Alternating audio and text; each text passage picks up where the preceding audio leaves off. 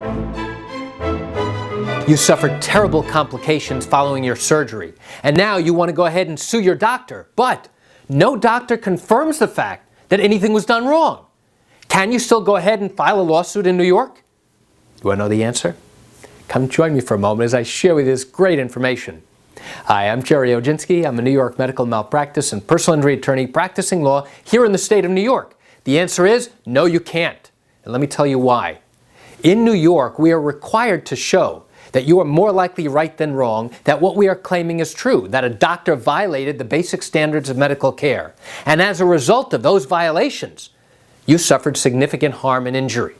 So let's break it down even further. So we have to show that we are more likely right than wrong, that a doctor did something improperly. He departed from good medical practice. And we need a medical expert to confirm that there was wrongdoing.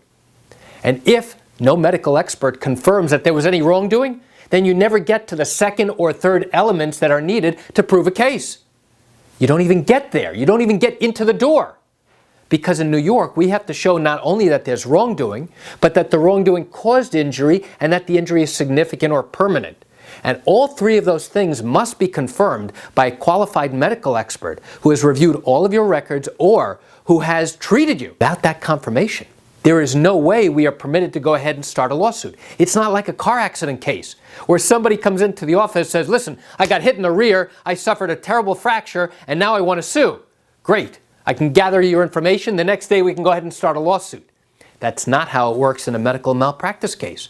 It takes months and months to gather all the records, have a medical expert review the records, and then come to the conclusion that yes, a doctor violated the basic standards of medical care. And as a result of that, you suffered significant harm and injury. There must be that link between the wrongdoing and the injury. That's known as causation. The mere fact that you experienced a terrible complication following a surgical procedure does not automatically mean that there was wrongdoing. And if we can't get any medical expert to confirm that there was wrongdoing, now we can't go forward with a case. So why do I share this quick information with you?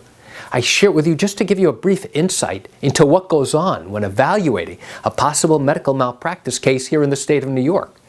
You know, I recognize and I acknowledge that you're watching this video because you have questions or concerns about what happened to you with your doctor or what happened to your procedure. And now you have questions. Well, if you have questions and you're contemplating bringing a lawsuit and you need answers to your questions, what I invite you to do is pick up the phone and call me. You know, I answer questions just like yours every single day, and I'd love to talk to you. You can reach me at 516-487-8207 or by email at Gerry, Gerry, at oginski-law.com. That's it for today's video. I'm Gerry Oginski. Have a great day.